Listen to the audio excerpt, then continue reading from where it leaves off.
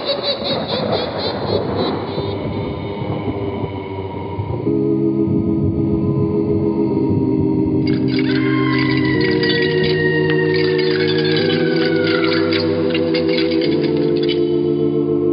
Mysterious Old Radio Listening Society podcast.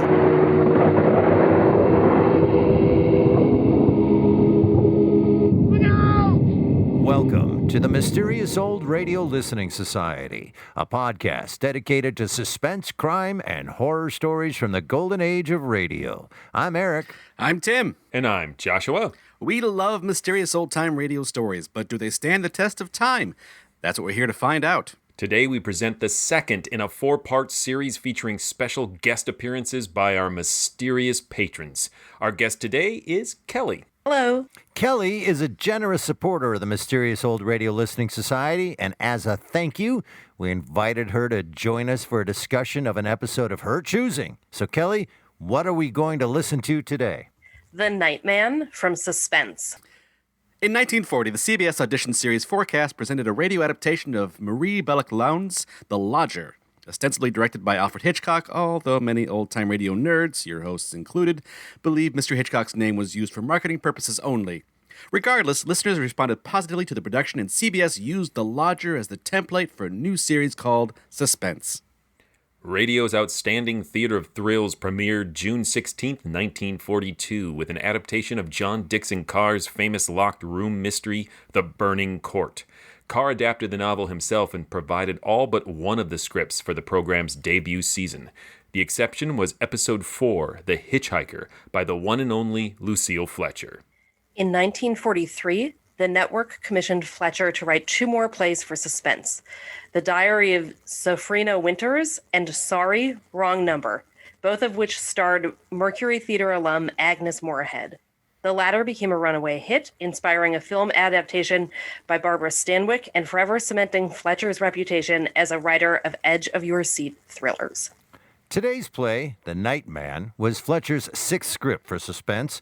It was produced 3 times during the program's 20-year run, in 1944, 1959, and 1960. In 1953, The Nightman was expanded into a novel by Albert Ullman, who also novelized Fletcher's Sorry, Wrong Number. According to a 1992 LA Times article, producer Hal B. Wallace bought the screen rights to The Nightman in 1947 and asked Fletcher to adapt it. After submitting several drafts, the project stalled and Fletcher moved on. Over the next 10 years, Wallace assigned the script to other writers, including a 1957 draft by Oscar winner James Poe, who, ironically, began his career writing scripts for radio, including Suspense. In 1981, John Wells, a graduate student at the University of Southern California, discovered the unproduced James Poe draft of The Nightman in the film school's archives. Wells smelled a hit and acquired the rights from a retired Hal B. Wallace. After several more drafts and a decade of unsuccessful studio pitches, Wells cut a deal with NBC to turn The Nightman into a steamy made-for-TV movie starring the mom from Growing Pains, Joanna Kearns. Needless to say, it was not a hit. Entertainment Weekly gave it a D+ and called it overcooked tripe. Do your best not to think about that as we listen to Lucille Fletcher's original well-cooked version of The Nightman, starring Virginia Bruce and Richard Wharf. First broadcast October 26, 1944. It's late at night and a chill has set in. You're alone, and the only light you see is coming from an antique radio. Listen to the sounds coming from the speaker. Listen to the music. And listen to the voices. Now, Roma Wines present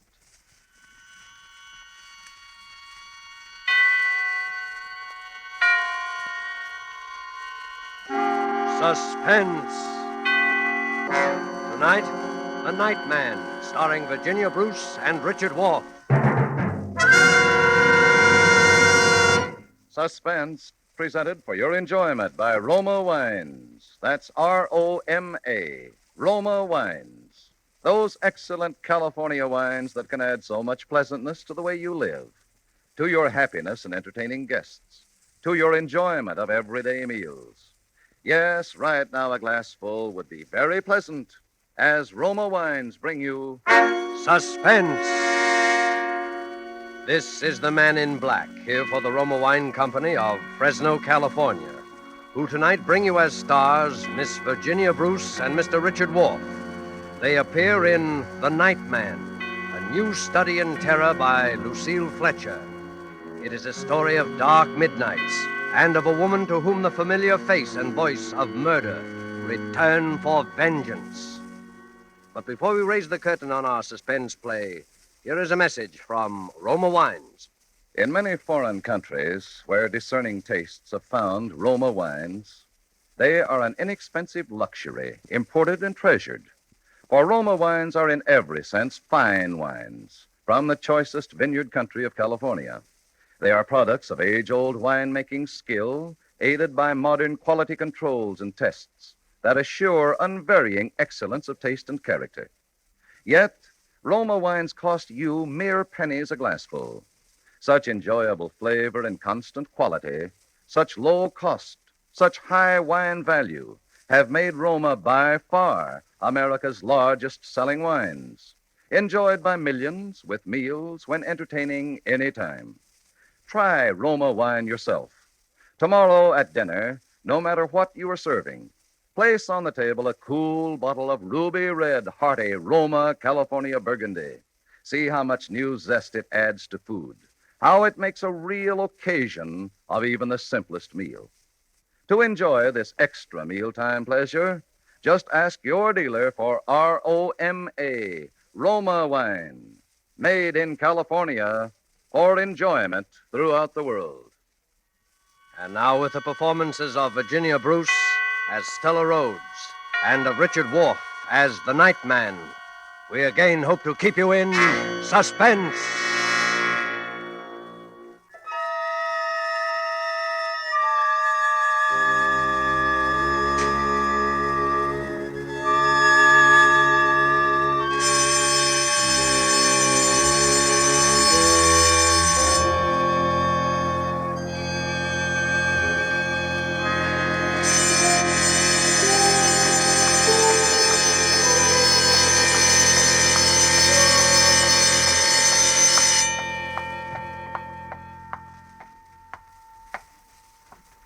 Warden Graves. Yes, Miss Rhodes. Sit down, won't you? Thank you.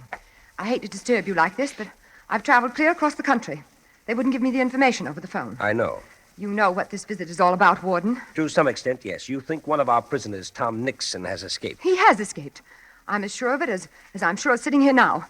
I saw him at Lodge in New York City 2 days ago. You knew Tom Nixon well, Miss Rhodes? Knew him? Well, he was my mother's murderer. My mother was Mrs. George Rhodes of Huntington, Long Island. She ran a boarding house there. He killed her on September 18th, 1933. We have all the records of the crime, Miss Rhodes. Tom was Mother's chief boarder for 10 years. Know him? Why, I sat opposite him at dinner table from the time I was a girl of 15. I knew him as well as I knew Mother. I'd know him anyway. I see. And now he's at Lodge. He's free. He's escaped this place. Maybe you're not aware of it. Maybe even his fellow prisoners aren't aware of it. But he's wormed his way out. And he's after me. He's after me. Oh, now, my dear young lady. Warden Graves, 10 years ago, when Mother was found murdered, I knew it couldn't have been anyone but Tom. I testified against him. I was practically the only witness at the trial. And when they sentenced him here for life, he swore to kill me. He swore in the open court to get even with me.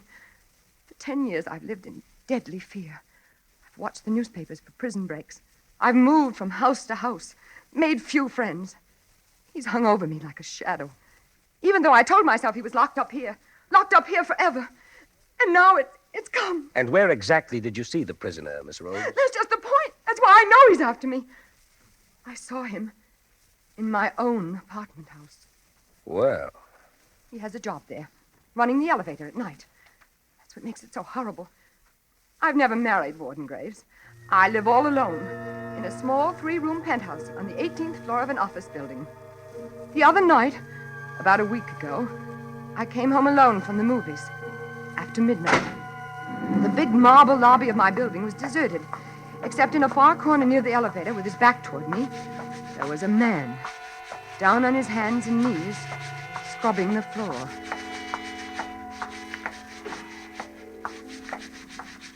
Good evening. Evening.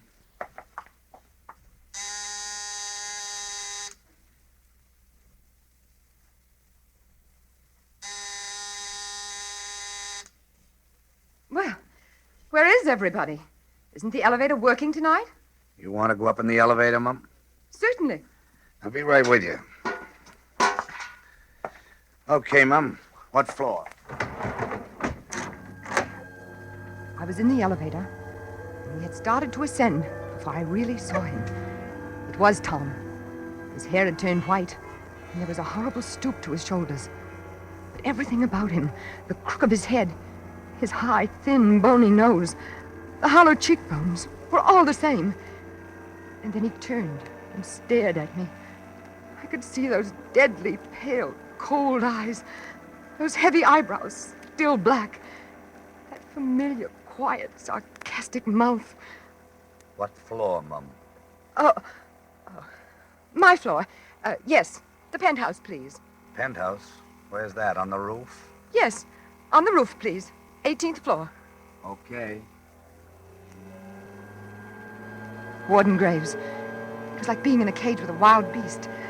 He kept watching me, peering at me furtively as the elevator moved with agonizing slowness up and up past the floors. I shrunk back, averting my face. The light in the car was dim. My only hope was that he did not recognize me. Here's your floor, miss. Thank you. Good night.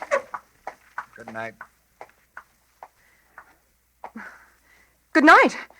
You can go back down. I don't need anything, thank you. What's the matter? Forgotten your door key? No, it's right in my bag. I'll find it in a minute. You want me to let you in? Let me in. No, good Lord. I got pass keys to all the doors. It's no trouble. No, thanks, but No, I have it right here. Good night.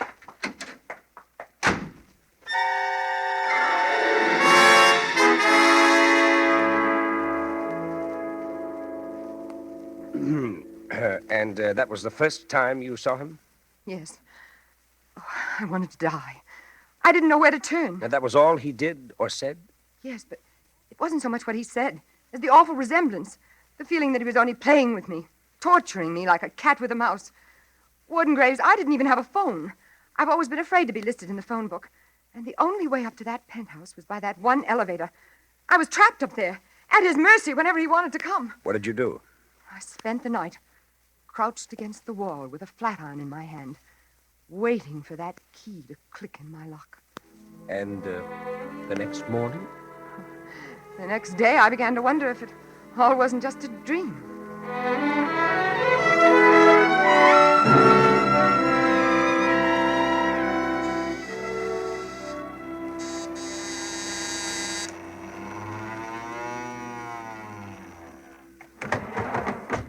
Good morning, Miss Rhodes. Good morning, Gallagher. Lovely weather we've been having, lovely, dry and brisk, but not too brisk, not overcoat weather yet. No, not overcoat weather yet. I was only saying to Foley this morning. Gallagher? Yes, Miss Rhodes, yes. Who's that new nightman running the elevator? The one who came on last night? Oh, Foley? You mean Foley, Miss Rose? Why, that's Charlie Foley. Nice old chap, ain't he? Very friendly and obliging, too. Treated me to coffee this morning before I came on. Charlie Foley? Yep, that's his name. They're very partial to the Irish here in this building. Gallagher, Foley. But he's a nice, trustworthy chap, Miss Rose. Honest, too. Good morning, Miss Rose. Good morning. Forget something, Miss Rose? No. Just about this Mr. Foley. It's just that he's rather odd-looking. I was wondering where he came from and if he's perfectly all right. All right. Let me tell you something. He was personally recommended by Ellsworth, Hitchcock, Pearson, and Scott, the owners of the place. And that's the first time that's ever happened in my experience. Don't you worry about him, Miss Rhodes. He's a good man, member of our union, and married with 2 children. Believe me, when the owners recommend a man. Well, it all sounds like a foolproof alibi, Miss Rhodes. And so you went back? I didn't want to, even then. I spent the day hunting for another apartment. But you know wartime New York, Warden Graves. There wasn't another apartment to be had. I let myself be convinced until that night when I saw him again.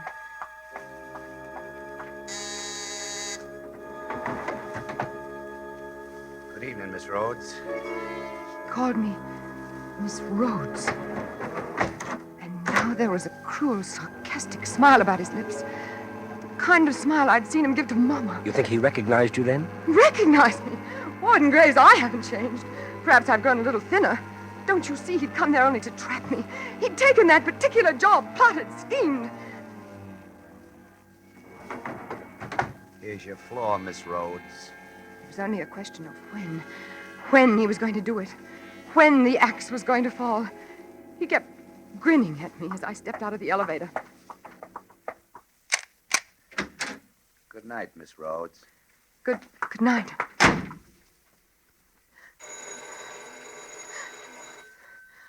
Who is it? Who's there?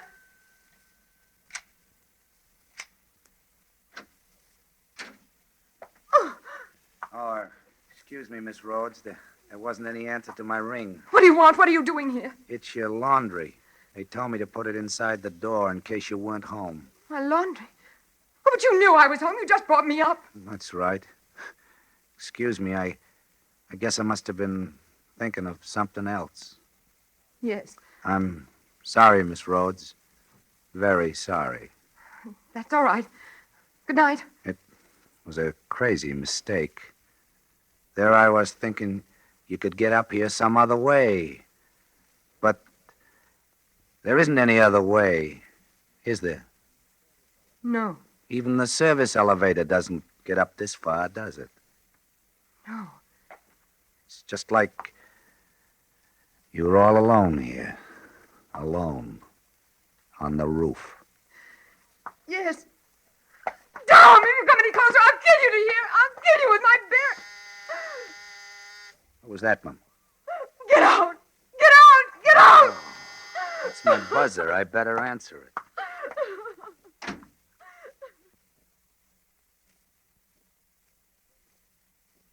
And then what happened? Nothing. He came back again that night? No. I haven't seen him since. I barricaded myself in that night. Once it occurred to me that I might escape by running down 18 flights of fire stairs. But the thought of meeting him back in the gloomy darkness kept me back. And I didn't know where the fire stairs ended. Perhaps in the cellar, where I would be utterly defenseless. It's too bad you don't have a telephone. Oh, it's horrible. The next morning, I got down to the public phone and put through the call to here. But it wasn't any use. That was the day I was out of town. Yes, but Warden, I still don't see why they couldn't have told me. After all, I was giving them information. It's one of our strictest regulations at Osawatomie State Penitentiary never to discuss any of our prisoners over the telephone. That's what they said. So you came all the way out here in person. Yes. And now you wish me to send someone to apprehend this man. I want you to bring him back, that's all. Back where he belongs. Miss Rhodes, Tom Nixon doesn't need to be brought back. He's here. Oh, no, Warden Graves. Please, I've seen him with my own eyes. Talked to him face to face. Maybe there's someone here calling himself Tom Nixon, but he's escaped. He's free. I know it. Will you just step this way with me, Miss Rhodes? No, I don't want to see him. I don't want to see his cell or talk to anybody or... Tom Nixon's dead, Miss Rhodes. He's buried in the prison yard. I'd like you to see his grave.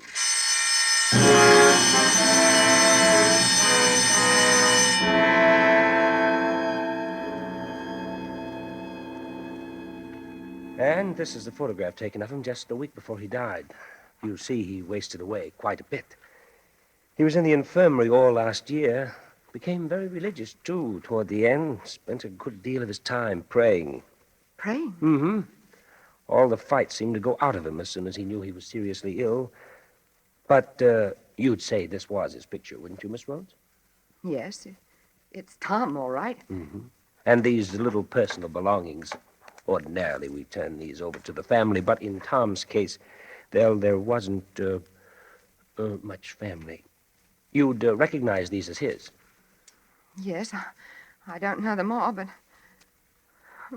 that gold watch, he used to wear it every Sunday at Mama's. He wrote a couple of notes before he died to a fellow prisoner and to the prison chaplain. You remember this handwriting?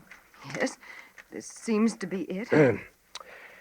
Well, Miss Rhodes, now you feel a little better about your elevator operator? You must think me a fool. No. An awful fool. Not at all, not at all.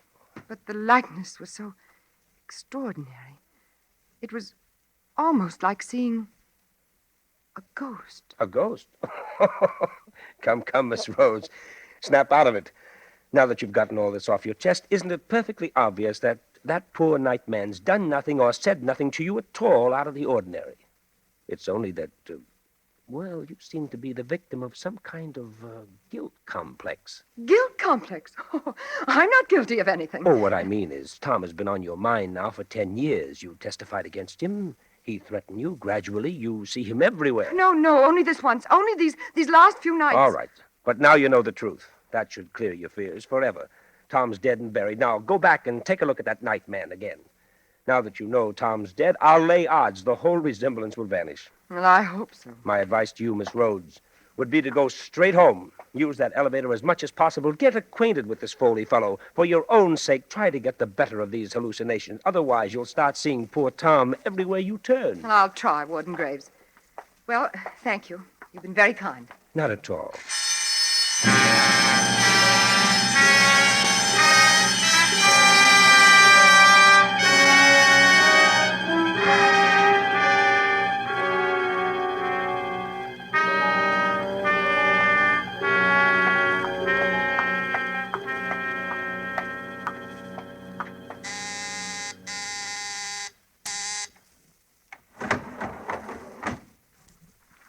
Good evening, Charles. Evening, Mum.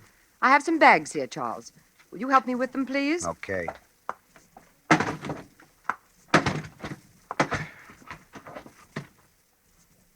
That all, Mum? Yes, thank you. This is for you, Charles. No, thanks, ma'am. I never take tips. It's all right. I'd like you to have it. I'm sure the superintendent wouldn't mind. The superintendent hasn't anything to do with it. Well, aren't we going to start? Yeah, in a minute. Been out of town? Why, yes, I have. You've gone quite a while. I didn't see you for 3 or 4 nights. I was in the country visiting a friend. Oh. It's beautiful weather out there. The leaves are beautiful. I wouldn't know. You live in the city, Charles? Of course. Oh, isn't it hard to bring up children in the city? Children? Yes. Didn't I understand Gallagher to say you had 2 children? Me? What chance I have to have any children? Oh, I'm sorry. I'm a bachelor. By the way, my name is not Charles. Well, guess this must be my floor. No, it's not. Then why are we stopping? The elevator's stuck. Power's been cut off. Cut off? Mm-hmm. Oh, but how could that happen? It's never happened before as long as I've lived here. Yeah? Well, sooner or later, I guess it had to happen. Isn't there some way we can get it back on? Some buzzer for the cellar or something? If the power's off, the buzzer isn't working. It's a wonder the lights are still on. The lights? Yeah. They'll go out in a few minutes, though. And then it'll be black in here. Black as a grave. Let's get out of here. Open the door. Can't. She won't budge. But you haven't even tried. I don't have to try. We're stuck between floors. The door's flush with the solid wall. Solid wall? Yeah. We're kind of bricked up in a cell. But there must be some way out of here. Isn't there a little door in the roof? Something you can pry open? Something you can climb up out of into the shaft? I don't see any. Oh, but there must be. Climb up and feel around before the light gives out. There's nothing to get hold of. It's nothing but steel and mirrors. And I'm not tall enough. Stand on my bags. That's a good idea. You'll never hold me. Oh, it's all right. Just hurry. Here. The Gladstone's strongest. No, never make it. Oh, but stand on your tiptoes. Stretch. No. Let me try. Oh, dear. No, I can't. I didn't think so. Oh, what are we going to do? What are we going to do? Wait. Wait. Wait until somebody comes along downstairs and finds the elevator stuck. And then rings up the superintendent. Oh, but that might be hours. Sure. No! Help! Help! Somebody help! Help! You're wasting your time. Everybody's left the building. I know because they've all signed out. This air shaft's thick, isolated. Nobody's down in the basement, and there won't be any passengers ringing for an elevator this time of night. You seem awfully sure about all that. Why not? Cigarette? No, thanks. Do you think it's safe to smoke in here? Sure. And supposing it isn't. What's the difference? Here, have one. It'll soothe your nerves. No, thanks. The air's so close. Jumpy, ain't you? No, I suppose really there's nothing to be afraid of. Sooner or later, they'll come. Oh, sure. Eventually.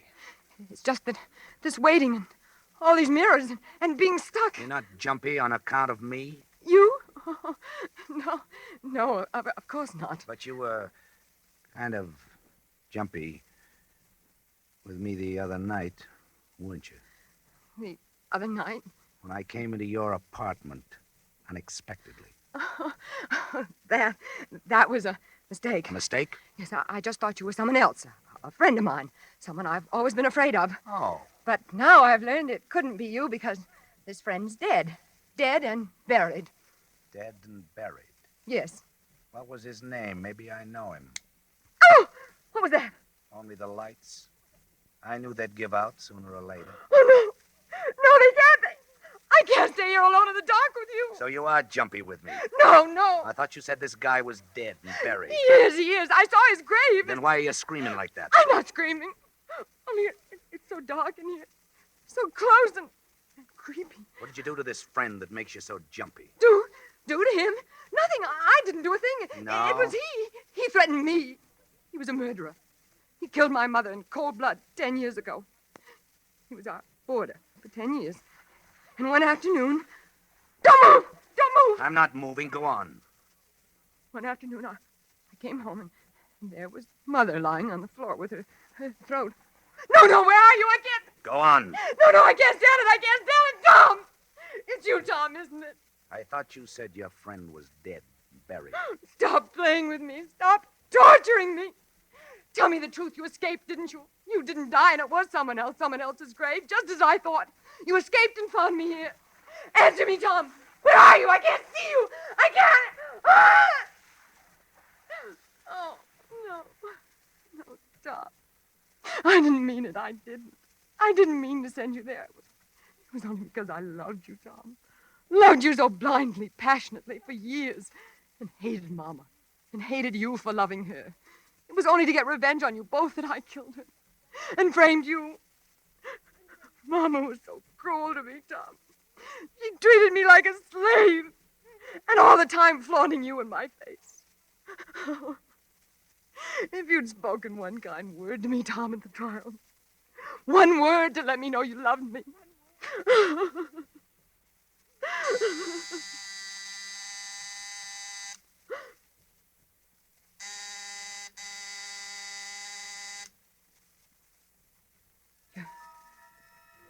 You're going to kill me, aren't you, Tom?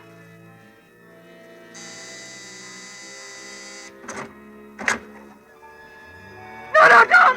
I don't want to die! I don't want to die! I don't want to die, Tom!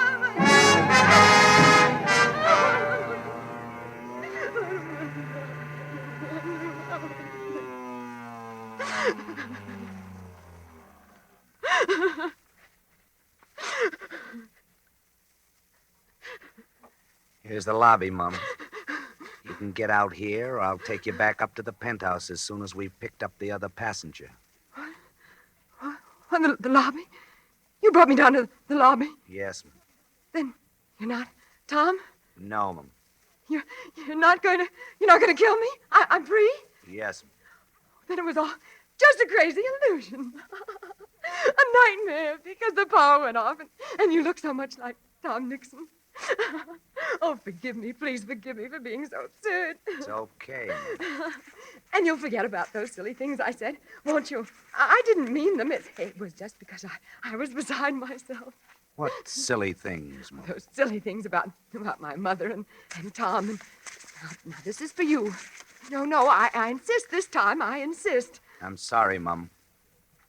But I'm afraid I never accept tips. Oh, but you must. Particularly from people who framed my twin brother.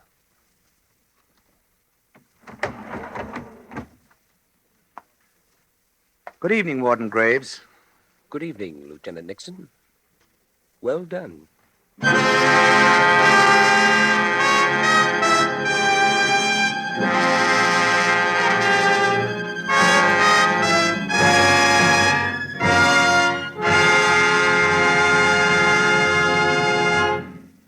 And so closes The Night Man, starring Virginia Bruce and Richard Wolff.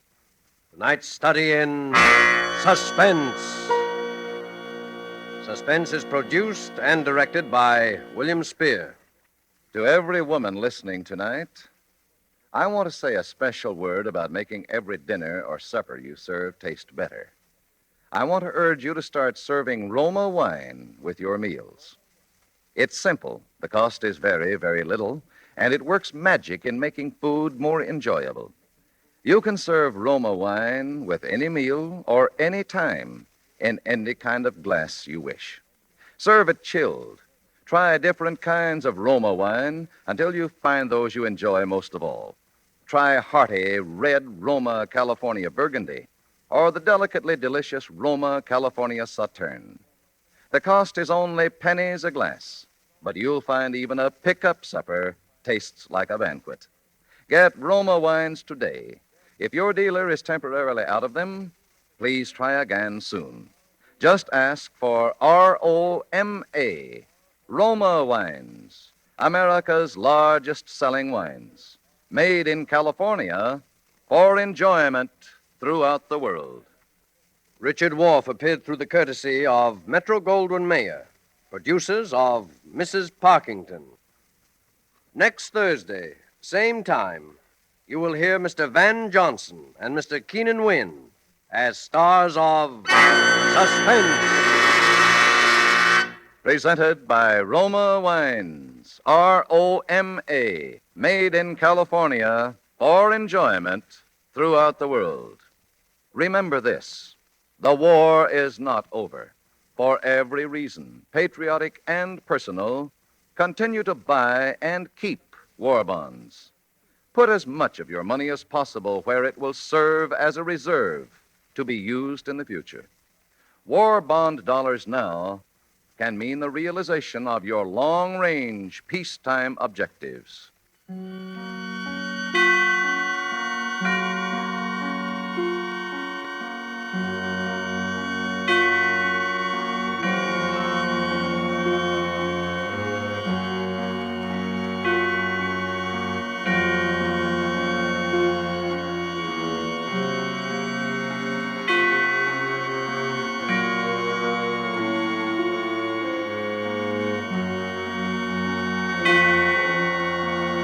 This is CBS, the Columbia Broadcasting System.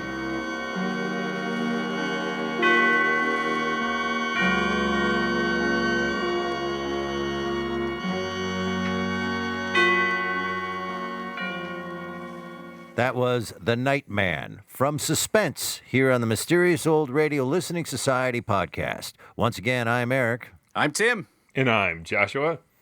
And also joining us is Kelly, who is our second in a 4-part series featuring special guest appearances of our mysterious patrons. Thank you so much for being with us, Kelly. Thank you. And our listeners can't see this, of course, but also joining us is Kelly's cat. Yeah, I'm sorry for any background No. noise she loves to be on Zoom calls. Just so you know, Joshua owns 47 cats. 6, right? Yeah. So if you need a ringer, I live in a 1-bedroom apartment with my boyfriend, and between the two of us, we have 4. So I'm right in there with you, Joshua. excellent. So before we delve into tearing this thing up or down or sideways, let's start with Kelly. And Kelly, you get asked to be on the show with us, and thank you again for being a supporter. And you say, "Oh, good." Or maybe you didn't say, "Oh, good." I don't know. But you're going to be with us, and then you say, "This is the episode I want to do." Why'd you pick this one? So I came, I think, compared to a lot of your listeners, I came to old-time radio rather late in life. So I don't have like stories of listening to Suspense under the covers as a kid or whatever people's formative radio experiences were. My current boyfriend thought that a good date when we first started dating was going to be sitting on the couch listening to old time radio, and I thought he was pretty cute, so I let it slide. Wow, you are amazing. It turns out it's pretty awesome, but one of the complaints I had about a lot, especially with Suspense that we were listening to, there are a lot of very hysterical women on the show. And okay, fine, I'm willing to give some of it a pass for the time period it was in, but I was really interested in looking for old-time radio that had women that weren't hysterical, or, as I found when I discovered Lucille Fletcher, were hysterical for pretty good reasons. Right. So I got to calm down because there's a lot that I could talk about with this script and how much I like it and why I like it. But generally, I was looking for non-hysterical women or women who were hysterical for a reason. And that is a common thing. My wife says that a lot. Yeah, but she shrieks it and then faints every time she says it. So kind of negates it. There are some that we've done. She's like, oh, here we go with the hysterical, please save me woman trope again. But then there's a lot out there, and I'm sure you're discovering this, that aren't of the time, and it's really refreshing to hear that. I would agree with you that, yeah, if there's a reason for you to be terrified and not in control, then it makes sense. And, of course, being written by a woman helps a lot. Yeah, Lucille, I'm sorry, I just totally jumped. I'm going to do it anyways. Ha ha. You wait, guest. I'm a host here. Ha ha ha. One of the Lucille Fletcher things is creating suspense and tension by that idea being dismissed for being a hysterical woman. Yes, I really love it. And I mean, the other thing that sort of drew me into this is I am a huge Twilight Zone fan. And The Hitchhiker, which I later learned started out as a radio play, is probably my favorite episode of The Twilight Zone. So I knew her from that because that was a very formative thing for me. So that was another reason when I found out she was writing for radio, I was just like, yep, okay, runaway favorite. This is the one I want to talk about. Joshua or Tim, had you listened to this before Kelly brought it for us? No. This is actually the only Suspense Lucille Fletcher I had never heard before, so It was a great pick. It was very exciting to get to sit down with one that I'd never heard before. Yeah, it was a great pick. I had never heard it myself either, and, jumping the gun here to where we're going, thank you, Kelly. That was a riveting and beautifully performed piece of audio radio drama. I loved a lot of that. Yeah, there's some kind of twins trope going on, but I did not guess that she's the one that actually murdered her, what was it, her mother? Mm-hmm. Her mother. Yeah, I didn't see that coming. I think one of the things that I like most about this episode is that even thinking, because I also thought, Eric, that it was some kind of a twin trope or the guy didn't actually die and, snuck out of prison or whatever the trope was going to be. But being a woman and having been in a situation where you're worried about somebody being able to get into your house is, man, it was still scary, even listening to it as a radio play, listening to it for the third or fourth time this afternoon before we recorded. That was still terrifying to me. And I think that that's one of the things that makes it a great episode.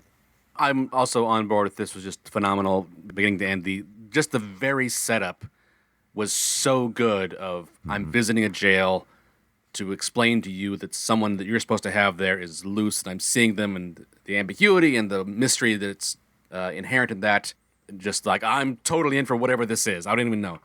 As I was listening to it, trying to muster out, I don't know how many amongst this crowd or of our audience has seen Sherlock. BBC? The BBC. Yes.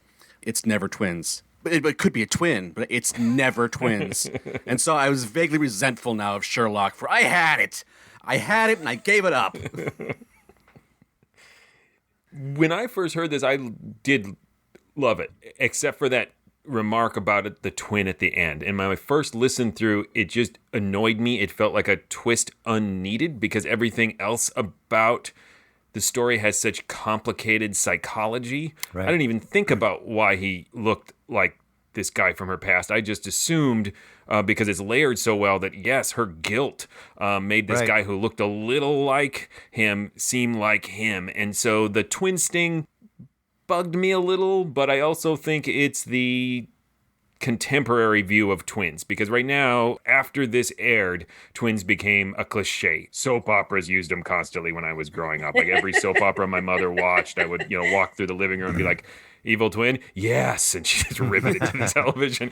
And so I think that's a perspective from our 21st century viewpoint. But everything else I just loved up and down. And it's definitely one of those stories that has you in suspense on that first listen to, but the second listen reveals all sorts of deeper structural and thematic ideas going on underneath. So it definitely rewards multiple listens.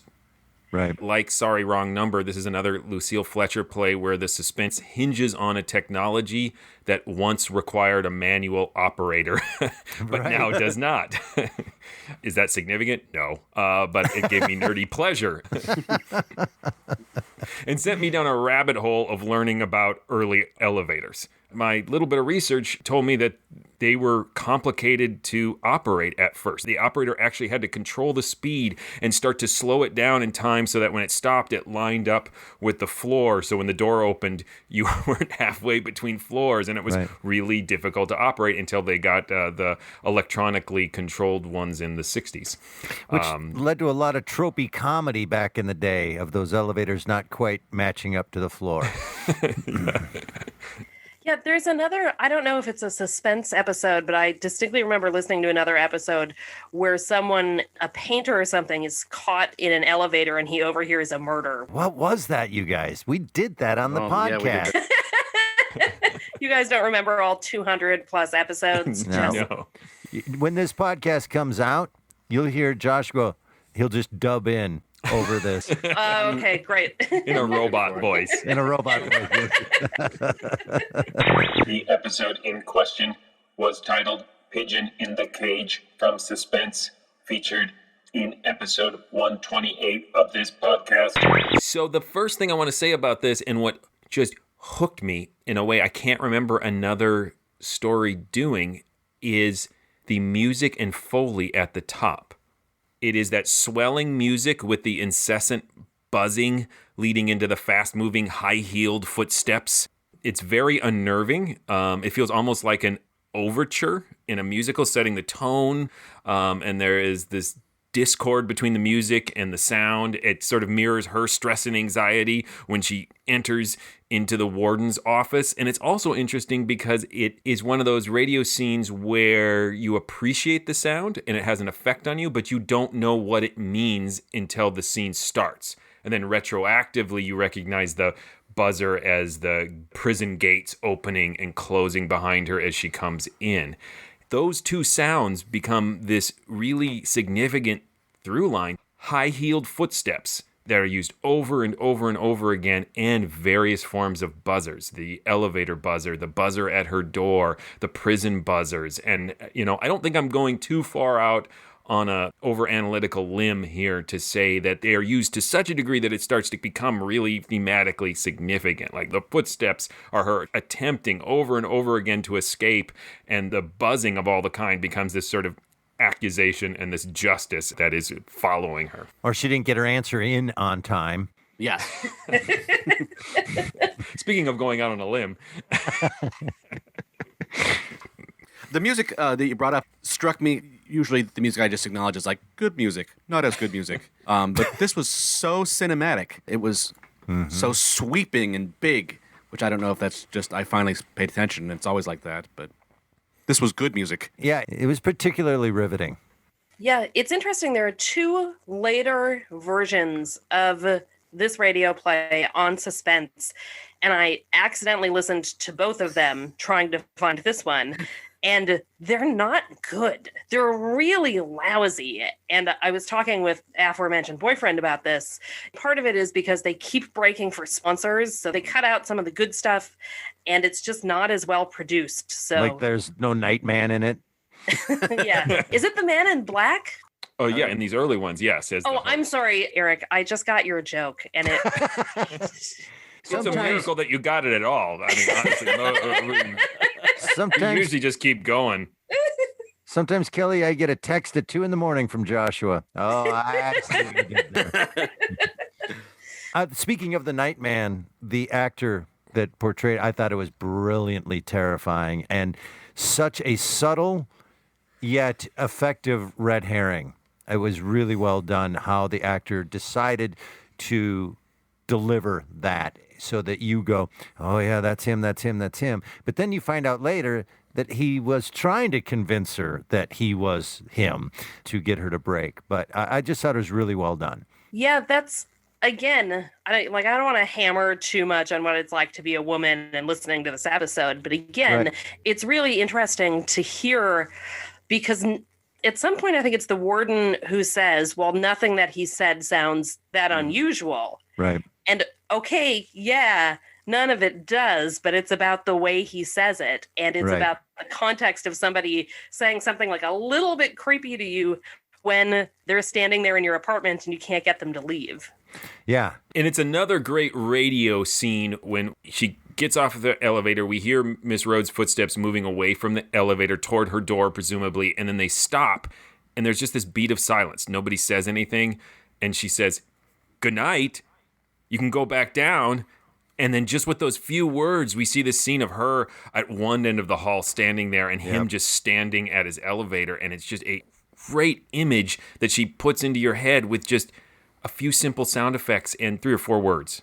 There is one scene in this when the elevator breaks down and the lights go completely out and it's the two of them in the dark. I was thinking, like, this is so powerful and so effective, and it would work in no other medium.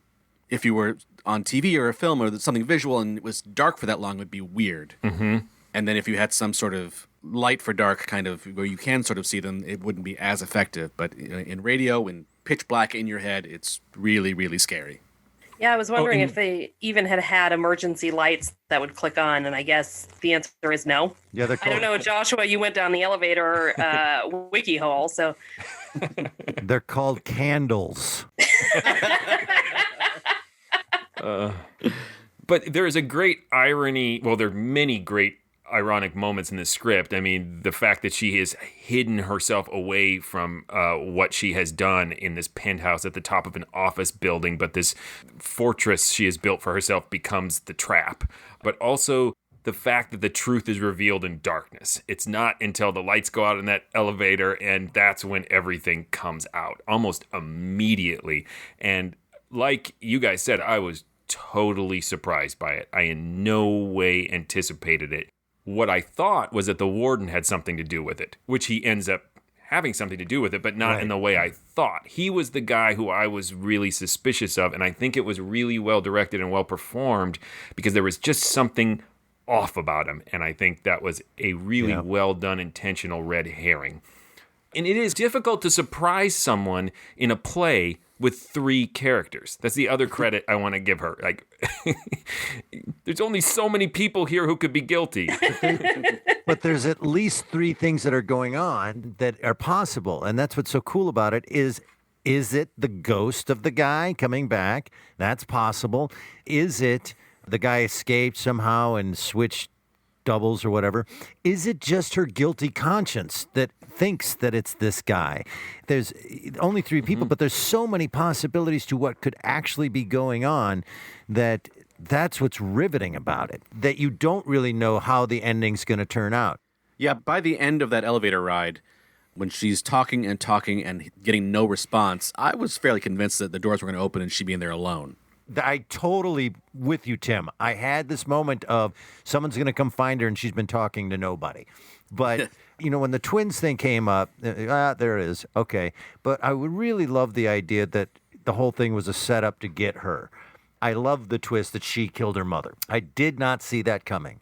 I'm guessing Joshua did. No, not at all. I said I was just totally taken in by this because, I just believed her fear. And that's what's brilliant about this is her fear was real. It wasn't fake. She was just afraid of getting caught. But we as a listener think she's afraid of retribution. And, it's the same thing. It's just such a great bit of writing to just flip it subtly. And every piece of the puzzle still works, but the finished picture is something completely different than what you thought it was.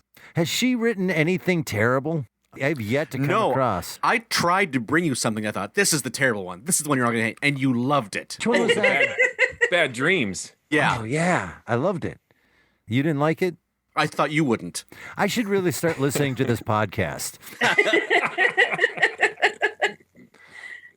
When I went back and listened to it a second time, I was even angry at being fooled because there are all sorts of clues littered throughout here.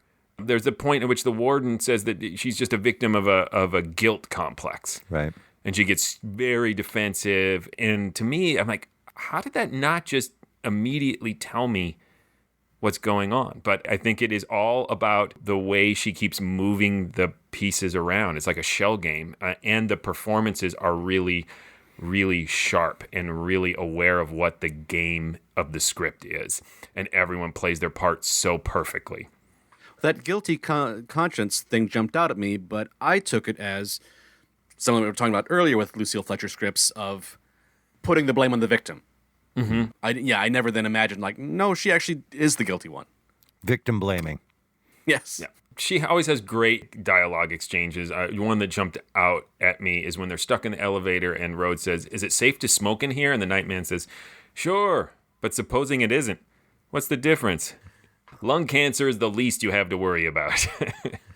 It was a small touch with the guy who was giving the bona fides for the Nightman of like, married, got kids, game's highly recommended. No one gets recommended like this guy did.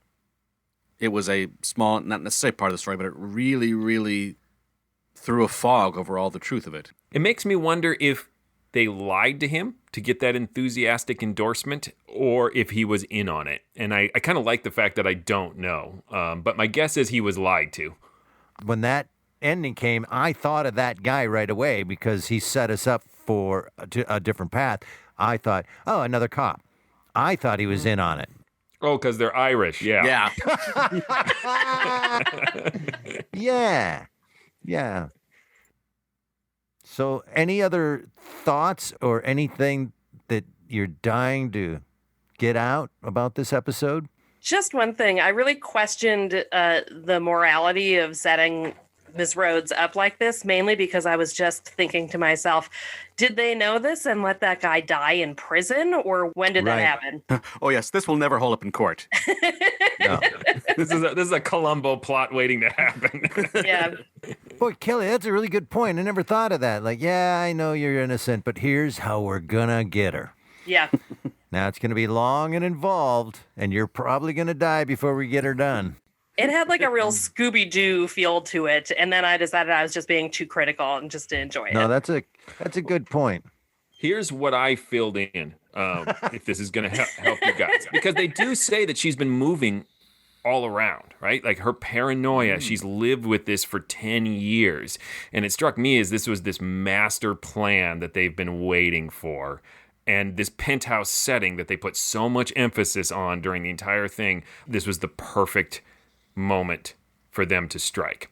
There's also a moment where they talk about when he died, he wrote some letters to his family, but he doesn't have much. So there's also a reading of it that those letters were some important information that he gave to his twin brother, that up to that point, maybe tragically his twin brother thought he had done it. His twin brother's a cop too, right? Because he says lieutenant at the end. Oh, I missed that one. Oh, yeah. Which might tell you why he maybe would be upset with his brother if he was convicted of murder. And I don't know. You could fill in a lot of backstory. And another thing I really like about this is how many little details she just drops and then walks away from for you to fill in. To whom it may concern, dear diary, I didn't do it. I am innocent, I say, innocent. We should probably look into this a little deeper. This man says he's innocent, see? That was the little play I just wrote called Fill In of the Plot. All right. Let's take her to the vote, shall we, everybody? Let's start with Joshua. I mean, I do think this is yet another, as boring as it may be to say, Lucille Fletcher classic. I I loved the structure. I didn't get a chance to even talk about that, but this non-linear first half that utilizes flashback, this carefully layered exposition, because there's a lot of it, but she does it really deftly. And then this twist reveal that Tom Nixon died in prison takes us out of that first half, but then totally changes the structure in the second half. You know, you go from this whole non-linear moving back and forth through time to a second half that is just confined to the present moment in a dark elevator. You know, by narrowing the scope of the story to this singular narrative pressure point, that confession feels just very believable, cathartic, and even though I didn't see it coming, suddenly feels inevitable. So it's just fantastic. And as I said, the sound effects, the music, the performances, classic. It's a good thing you didn't get a chance to talk about any of that. Way to get it in. Tim, you can go next. Yeah, it's a classic. For all those good things that we said, Lucille Fletcher is just master of lean script writing. No detail is wasted, and yet it's incredibly full and rich. There is so much there, created with such perfect little pinpoints. I'll go next. It's super good. Classic. Kelly, what'd you think? I know not everybody has been able to see my hand gestures, or, you know, listeners won't, but yes, it's a classic in my opinion. Yeah, I can't add anything Tim and Joshua just said. It was really fun. That was a really fun ride, and thank you, Kelly, Yay! for bringing something awesome. Joshua's always bringing stuff I hate. I mean, it's not lost on me that my boyfriend's favorite radio drama is Quiet Please, and it's the one I like the least. Sorry, David, I love you, but yeah. Can we give your boyfriend a plug for his podcast, or do you want to? Oh yeah, I mean, I didn't want to do it because it seemed rude, but absolutely, yeah. Plug his podcast. I love the way earlier that you called him your current boyfriend. I really admired that. You know, keep the man on his toes. I love it. I don't like him to get too complacent, you know? You're part of a long line, David. But yes, David has a podcast called Quietly Yours. It's about Quiet Please. He goes through episode by episode with his friend Matt, and they talk about the episodes and what works. I was going to say what doesn't, but for them, nothing doesn't work. But they talk about Quiet Please and where it exists in time. And it's a quite nerdy thing. You can find them on Spotify, iTunes, wherever you get podcasts. And also they have a Facebook page called Quietly Yours. So wait, they just play a radio episode and then talk about it? That sounds boring. I know, right? So boring. Yeah. I'm going to believe in my heart that all their discussion is whispered. Kelly, when you're done with this current boyfriend, maybe you and I should take a shot. We have the same careful assessment of Quiet Please. I mean, I like radio dramas where somebody is either cracking bits. Armis Reynolds is a different thing. But Armis Brooks, thank you. Yeah. One of those is a Firefly episode. The other one is a radio drama starring Eve Arden, which I adore. So I like that, or I like ones where somebody gets punched, you know? Like, yeah. So. You love Candy Matson. Maybe? You should I listen told you, newbie. Okay, that's this week's episode, so listen to it. Okay. Yeah, you'll love Candy Matson. Trust me. Oh, is she a lady detective? Yeah. And there's only a few existing episodes? Yeah. Lots of wisecracks. Okay, yes, I have heard it. Yep. Mm-hmm. But it's wisecracks and punching. Man, sometimes shooting. So it's everything you want. You could go as far as say it's just wisecracks, punching, and shooting. Like that's the entire. There's nothing else that happens. I've never been one for subtlety. All right, Tim, tell them stuff. Please go visit ghoulishdelights.com, home of this podcast. Many other episodes there, including Pigeon in the Cage and Candy Matson. You can check out our things we reference in this show. You will also find links to our social media pages. You can contact us. You can leave comments on episodes, vote in polls, send us messages, let us know what you want to listen to. All kinds of way for you to have your voice heard, and we will pay attention to that. You can also be like Kelly and go to patreon.com/themorals. You thought I was going to say date David. No. You can be like Kelly and go to patreon.com/themorals and support this podcast. Kelly, thank you so much. We really appreciate it. To all our patrons, we really appreciate it. It really helps us a lot because it weirdly takes a lot of time and energy to create a podcast. So please go check it out. We have a lot of great rewards for listeners, extra podcasts, Zoom happy hours, lots of fun stuff. And if you'd like to see us do our theatrical performances of old-time radio, original scripts that we write, and recreations of classic radio drama, you used to be able to see us on stage, but here in January 2021, we're still in COVID protocol, but our relationship and partnership with Park Square Theater in St. Paul is still ongoing as we do monthly shows online. Please come join us and see and watch us perform again, classic and original work of old-time radio. You can go to parksquaretheater.org for tickets, or you can find out all information by going to ghoulishdelights.com or the Mysterious Old Radio Listening Society.com. Once again, thank you so much, Kelly. You are a joy, and thank you for being here, and thanks for bringing that awesome Lucille Fletcher episode of Suspense. You're welcome. Thank you for having me. And thanks for being a supporter. All right. Joshua, what's coming up next? Next, we have another visit from a mysterious patron. Christian will be here for an episode of Gunsmoke called Meshuggah. Until then, look out! After several more drafts and a decade of unsuccessful studio pitches, Wells cut a deal with NBC to turn The Nightman into a steamy made-for-TV movie starring the mom from Growing Pains, Joanna Kearns. One mother, one daughter, one lover to satisfy them both. They couldn't get enough of him. Now they can't get rid of him. Nightman, Sunday. I'm a woman that needs a man. When we showed critics The Nightman, we had to give them a towel. I saw you last night. Why did it have to be her? It steamed up the bay. It steamed up the apple. It steamed up the loop. The steam shot a mile high. He's trying to kill me. This man has paid his debt to society. So he's re-entering society in my apartment building. The sexiest movie on network television turns up the heat in your house. The Nightman is coming to NBC tomorrow. Do your best not to think about that.